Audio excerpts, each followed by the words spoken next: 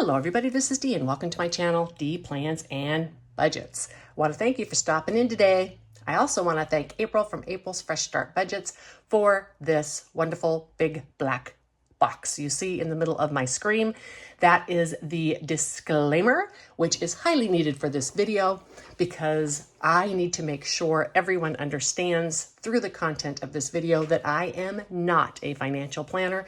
This is not financial advice. I have been asked how I forecast out my income to determine how much of my investment I am going to spend each year. This is what I'm showing you today. I'm not saying you should do it this way.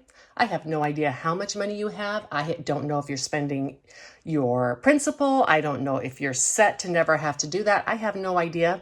I've been asked how I do it, and I want to show you how I do it because I am all about transparency, and I think that talking about money is really good, and we should all do it more.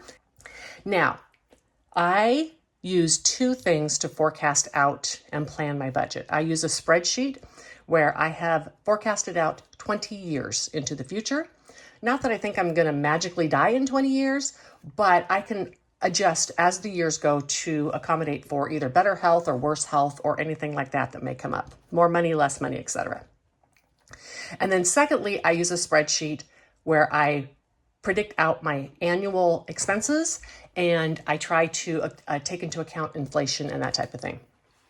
Let's start with my spreadsheet I do for investments. This is a very simple spreadsheet. Don't be afraid of writing a spreadsheet. If you do not have Excel, you can use Google Docs. If you don't know how, watch some YouTubes. Your basic formulas and stuff are very, very simple. If you still don't want to do that, get a piece of pencil and paper out and do it just by hand. I have some columns here. My spreadsheet looks very different than this one because number one, I'm not drawing Social Security yet. Number two, I have multiple different types of investments and different types of accounts, and I have them all separated because of the way that I track. I wanted to keep it simple for this spreadsheet, and so I basically broke it down into investments that I figure are about a 2%. These are my cash investments. I always predict lower earnings than I think I'm going to need, right? Always. That way I'm not stuck without my earnings having made enough money and have to figure out how to live on less. Could they be lower? Absolutely. There could be years I get nothing or that I lose, right? I understand that. But I'm going with averages here and what I think is probable and could happen rather than what's possible. So investments, I usually count at 2%. Those would be things like just money in the bank, money markets, CDs, bonds, etc. Liquid, easy to get to, not in, and when I say liquid, doesn't necessarily mean cash, but it means not into an account that has like a surrender amount as you would in different investment accounts and such. Now, in my investments, I count those at 4%. I hope I make a lot more than 4%, but again, I'm counting those low. The basic principle is very easy. I take last year's balance, I multiply that by 2%, and then I add it to the amount on hand, and then I subtract the amount that I'm going to take out in cash that year, and that leaves me with the amount. So for instance, if I started 2020 with $150,000 and I had 2% interest on it and I spent $6,000, I would begin 2021 with $147,000. So you can see, even though I took out just $6,000, I only had to use $3,000 worth of principal. You don't ever use all your principal because you are earning money on your funds. And I think I mentioned these are not my numbers. I'm not even drawing Social Security yet. If I've mentioned that already, I am sorry. But basic premise. So, and I started this in 2020, I think just to make it easier for me to predict lines. And then I also did 25 years on here. Next, let me say that Social Security, I forecast with a 1.5% increase each year. I do intend to start drawing Social Security this year, and that's what I will forecast is 1.5% per year. Sometimes it's more, sometimes it's less, and always some of that is eaten up by Medicare. Again, not financial advice. I don't know if your Social Security is going to grow that much or if it's going to be eaten up by Medicare, but this is just what I have been learning. Anyhow, That I am handling in my budget in terms of my insurance line item. I don't handle that here. It just gets a little too involved for this spreadsheet. So I just choose to do a clean 1.5% increase with Social Security, and then I'll figure out Medicare within my budget. If you notice on these, none of these have a formula except for the last one. The formulas start the second year when you make your spreadsheet. So you'll notice here, this has a formula because that's what I told you, and you can see the formula up here. You go to this box and there's still a formula in here. You go to this box, it's just a number. That tells me that I am going to be filling in that number. This is just a number. I'm going to be filling in that number. This is a formula because that's my Social Security times my 1.5%. Let's make this a little bit smaller. And then this number here is another formula. Sorry. This number here is another formula because it adds these three things together. So these are the two that I can manipulate because I can figure out how much money I want to take out.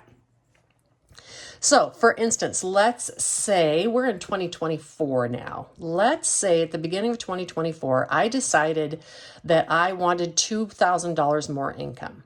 This is what the process would have looked like. See the $9,000 here? I would come down here. I had $449 left. So if I wanted to add $2,000 more of income, let's say I was going to take it out of my cash, I'd put $11,000 in there. Watch this number over here and watch this number here, right? So 44,472, and next year I had 128 left. Watch what happens when I do it. That brings my income to 46,472, but my amount left is only 126,307. So now when I go down here, I have a deficit of 2521. So if I had decided that I needed extra money for this year, maybe I had some kind of emergency or something coming up, I know that I need to go and take out another, in this case, $2,500 because of compound interest. I know I need to take out money later. So maybe I decide that I'm going to live on $2,000 less the next year. And so I change this number to 8,000, see what happens here and here. Excellent. Now this has gone down to 43 and I'm back at a 391.70 positive, right?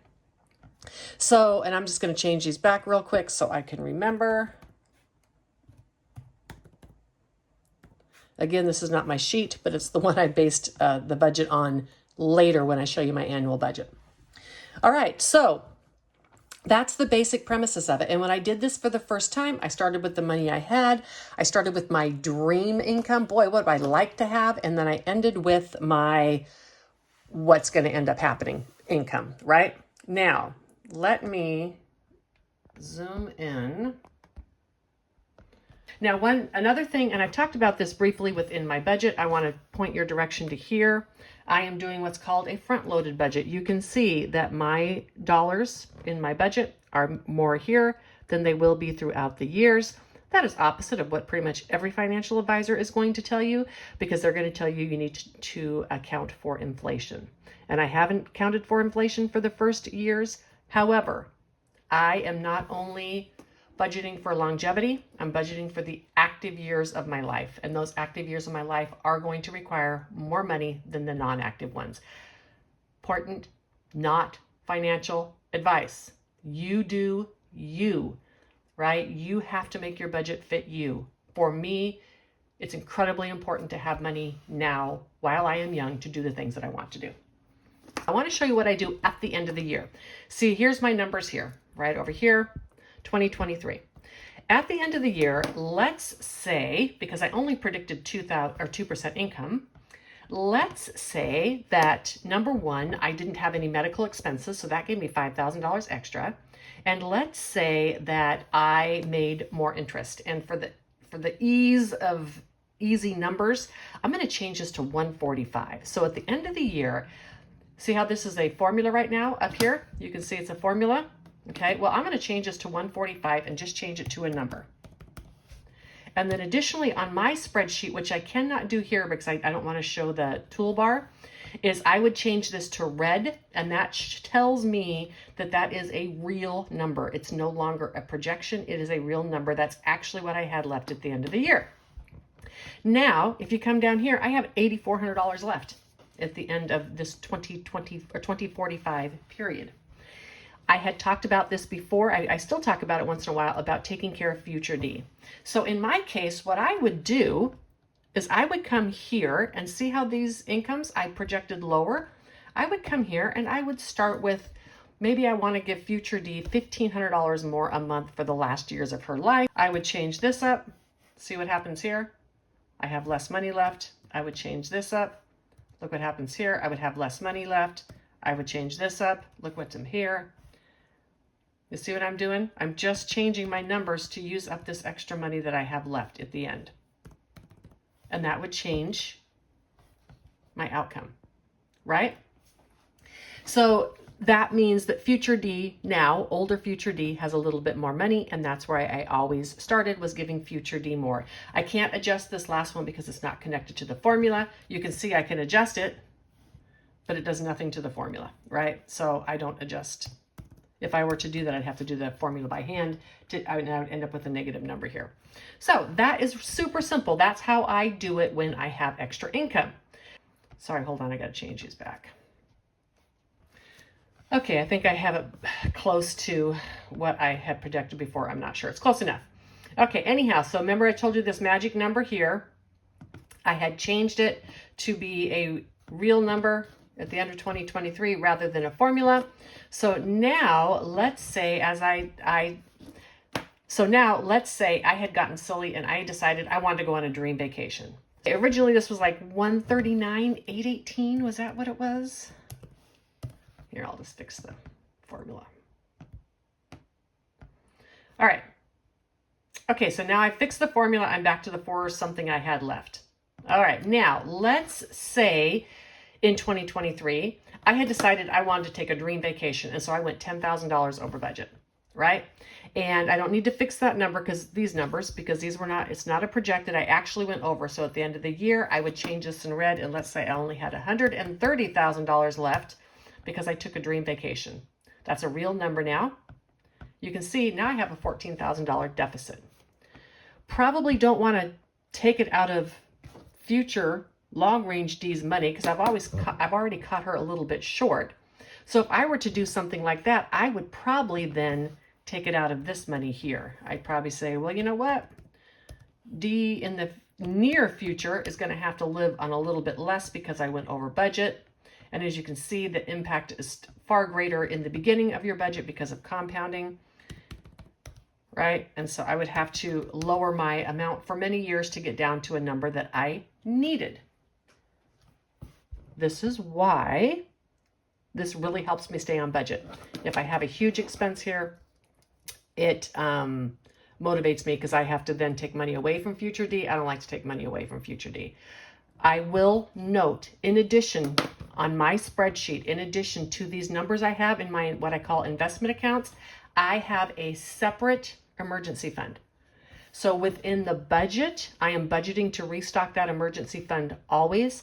But if I had, let's say, an extra $10,000 emergency, it would not have any effect on these investment accounts because that money is held separately. I do that on purpose because that is for emergencies so that I'm free to spend what I budget. Okay? So that is a huge thing to understand in the way that I budget. This is how I project my income from my investments. I have a well-stocked emergency fund. If I had a few years of emergency after emergency after emergency, I would then have to adjust my budget in the future to allow myself to restock that emergency fund. Okay, I think I've made that clear as mud, but if you have any questions, please feel free to put them down below. I will do the best I can to address them with you either by email or by another video. Okay, I think you can see this. So next I have my categories, and those are broken down into bills, variable, which is my idea of like your cash wallet. That's like food, gas, etc. I call those variables from years and years ago when I considered them bills or things I have to have. But I can, what I have after I pay bills is what I get for those because I always pay my bills first and then ate afterwards. So that's why I call them variables. It's just something that's stuck. I have sinking funds, and then I have low priority sinking funds, and then I have savings. So those are my basic kind of breakdowns in my categories. What you will need to budget for is going to very much be based on your income. If you notice on this one, I put debt. I don't have any debt, so I don't have to budget for that, right? On this one, I put pets. I don't have pets, so I currently don't have to budget for those. But these are the types of categories you need to think about in retirement. Your budget categories are going to be very similar to what you do right now as a person still in the working force. For me, some things I noticed right away: when you retire, you have a need for less of things like clothing. I don't need work clothes. I don't need to drive back and forth from gas or pay tolls. It's far easier for me to mow my own lawn or cook my own food, although I did just hire a lawn guy. So I don't eat out very much. My hobbies are a little bit more in my budget, but I have more time to shop and buy things on sale. So you have to, for me, the reason I am able to do this is I am a very, very dedicated tracker. I track everything I spend. I've been tracking everything I spend for years. I could look back 15 years ago and tell you what I spent on groceries.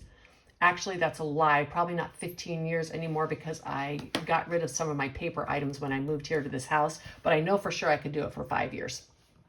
And so that is a very, very useful tool to have when you're setting up your budget. If you're getting ready to retire, make sure for the next couple of years at least, you are tracking your expenses so you know what you're spending. Other than that, you're going to have pretty much the same expenses that you're going to have already.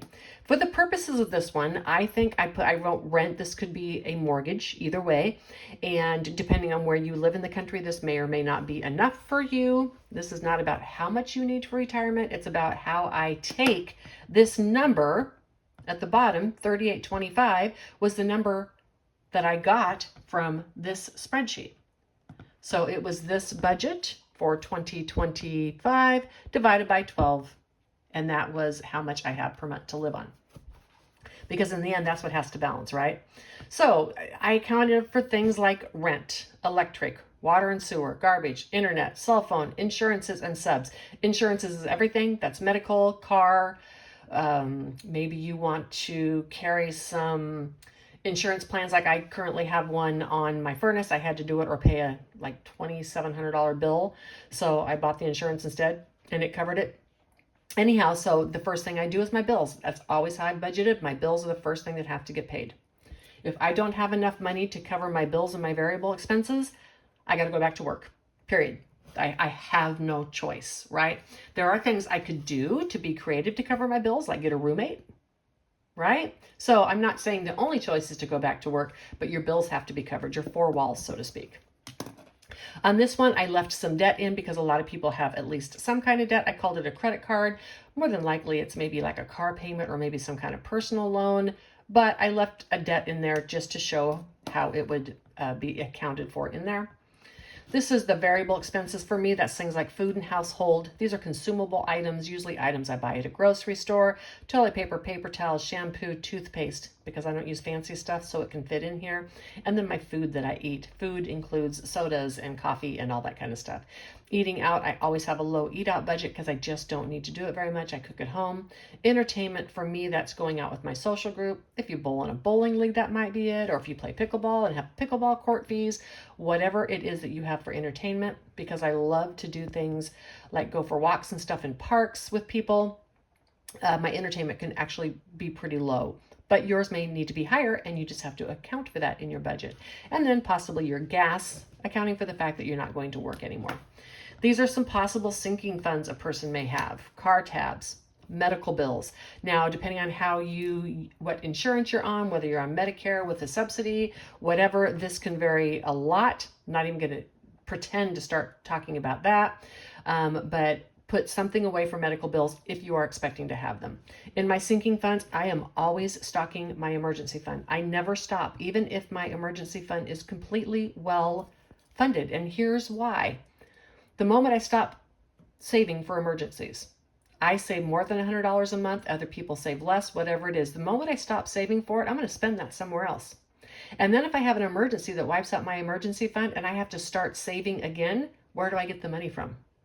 So I save for emergency funds always. If I have a surplus in my emergency fund, then fine, I can spend it. But I'm always saving for it is always a line item in my budget. In this case, I put pets and vets down, and this would be more like pet food and vet emergency. However, some people would count pet food in their food expenses. When I had pets, that's what I did. I had put a budget here for clothing, gifts, and car maintenance. Now, again, this is not my budget, but it's kind of based on my preferences. So you'll see gifts here is pretty low because, Grinch. So I don't do a ton for Christmas. I do my gift giving throughout the year. And so this is a budget I can afford. I can definitely do more if I want, or I can do less. Travel is important to me, so I have a travel budget. Kids and grandkids, spending money on them is important to me, so I have a budget for that. And then this is a mini emergency. Life happens, $200. The difference between this and the actual emergency fund is I don't stuff this when I have enough in there. Like if I have a couple grand in there that I think can handle any little life thing, that's like extra gas to go take care of a sick friend, or dinner out because I am not able to be at home cooking because the yard people are there, something like that. Just little things that come up in life, not really emergencies, but things like like a true miscellaneous that you just can't come up with every possible thing you'll need extra money for. So these are what I call my low priorities. I have way more categories in both of these. You can have as little or many as you would like. It is your budget. And then I always do some savings. Savings is different than the emergency because this I am usually going to be saving for something like some extra vacation, or maybe I want a new couch or something like that. So as you can see here, my budgets. So my total of all my line items is $38.25 and my budget is $38.25. Now, the next year I gave myself $39.36 to budget, and you'll notice the first thing I do is go in and I budget for any possible increases I think that are going to come within my bills section. Be very careful. I do this rather than just do like the average inflation is 4%. That's what people are going to tell you. Financial advisors are going to tell you that. I am not a financial advisor. Listen to them, I recommend. But for me, because I have never in my life had 4% overall increase to my budget. Like I said, I've been tracking for years and years, and never in my life, even when inflation was 10% 2 years in a row, I did not have a total increase in my total budget to match those numbers. And that is just because inflation includes things like if you have to buy a car, if you have to buy a home, and you don't buy those every year of your life. So I have been really fortunate because I have been able to see what my increases are and project what I think my needs are going to be for the next years. The one thing that does increase pretty regularly is my mortgage. It's a huge flaw. People think, oh, you get a mortgage so you can have a set payment. That is not true because insurance and taxes go up every single year. And if I'm honest, in the area that I live in, they go up the same amount as rent increases. So either way, you're having the increases. Again, not telling you to buy or not to buy a house. That is up to you. This is just how I do it. Anyhow, so I go through, and when I am going to give myself increases for the next year's budget, it would be fantastic to go, oh, I have an extra $114 a month. Yay, more vacation. But no, it gets used up. Like $22 got used up in bills. I did pay down some debt according to this. Again, I don't have any debt, but you can see my variable expenses went up $40 a month. In this case, my sinking funds went up just $20 a month. I decided to give myself a little bit more clothing and gift budget. Cost might have gone up. In this case, I gave myself a little bit more travel money and a little more grandkid money. That's how I used it. And that used up my money for the year. And then the same thing here. Although here I haven't spent all my money yet. I haven't balanced it. Now, skip forward 10 years and you'll notice that my income is only $4,000. It hasn't started to go down yet, but it's way less than what my spreadsheet was giving me. And the only reason I'm putting this in here is because I basically want to talk about my personal front-loaded budget. Means as I age, expenses are going to have to get cut in some areas. I know I'm not going to be able to cut my bills. So look, I have a $300 a month increase between these two times, right? So even though I've lowered my budget, I have an increase in these areas. And so I said, okay, well, I have increase in bills. I can't have debt. So no more debt for me. Again, I don't have debt, but this, for the purposes of this budget, this person would just like no more cars or whatever it is they spend on debt, they would not be able to do it. Well, I've got to have my variable expenses, my food and my household, that needs to be there. However, you notice, like, for sake of this budget, my eating out, it just never went up, right? Because if I have to live on less, I don't get to eat out. Maybe I just don't get to eat out. That's something I have to give up. Choice is yours. You can do what you want, right? But the things I had to have within this budget, which is like my food and my household items and my gas, I did increases as I thought I would need. And then the other ones I didn't necessarily increase because, you know, those are not needed items. Those are frills. Same thing with my sinking funds. Almost all of these are necessary things. However, there's a couple of things in here you'll notice. For my car tabs, I did a slight increase. My medical expenses, a slight increase. My emergency fund stayed the same, although it may increase. I increased some pets and vets because I'm going to assume I already have a pet and I'm going to need to take care of it. A good idea is if you lose a pet during one of these times and this is in your budget stretched and you know you're going to be reducing your budget, maybe you don't get to get another pet. Make sure you can support it, right? Clothing, I raised it a little bit, but only $15 a month over the years, right? My gift giving, I'm like, oh, nope, sorry. I just don't get to be as generous because I don't have the money to be generous anymore. I'll give with my time rather than my money. And then for me, the big decreases are going to come in the areas of travel and what I give to my grandkids. In 10 more years, my grandkids will be teenagers, perfectly capable of working and buying things they want for themselves. And I know that my travel will be decreased just because of my abilities. If it's not, I'll deal with that in the future budget. But that's how I have done this. So by having a front-loaded budget, I know in the future I'm going to have to cut back on a lot of those unnecessary line items. I think that's about all I can say on this, right? And of course, absolutely, please, questions down in the comments, email me. My email is in the description box. And I am perfectly transparent. I won't give you my real numbers, but I will give you some of my real experiences. And kind of, I'm open about telling you why I do things the way I do if I have not explained it correctly. One last time, this is not financial advice, but I hope that you have enjoyed this video. It's just another way to think through how another person is approaching retirement so that it can help you to think for yourself as to what you want to do and plan for in your retirement. That may be near, it may be far. You may already be retired and wanting to do some work on your budget. I hope this information helps you. Remember to take a walk because that will help you stay way more active during retirement. Just a hint. And until the next one, bye.